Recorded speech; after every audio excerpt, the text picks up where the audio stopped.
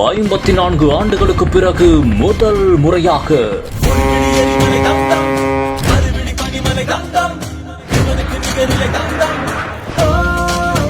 பதுங்கி பதுங்கி பாய்ந்த ராணுவ படை, வானில் இருந்து இறங்கி அடித்த விமானப்படை, கடலில் இருந்து மிதந்து வந்து மிரளவிட்ட கடற்படை, முப்படைகளும் ஒன்று சேர்ந்து ஓடவிட்ட கூஸ்பம் சம்பவம்.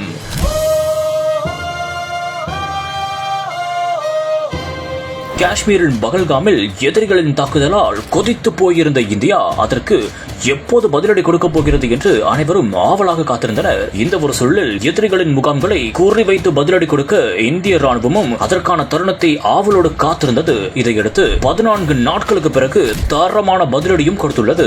எதிரிகளின் 9 முகாம்களை தேடி தேடி போய் அடித்து துவம்சம் செய்துள்ளது. இதற்கு ஆபரேஷன் சிந்தூர் என்று பெயர் வைத்து இந்திய ராணுவம் சும்மா மிரள விட்டுள்ளது என்றே கூறலாம். ஆனால் இப்படிப்பட்ட ஒரு சம்பவம் 54 ஆண்டுகளுக்கு பிறகு முதல் முறையாக நடந்துள்ளது என்றால் நம்ப முடிகிறதா?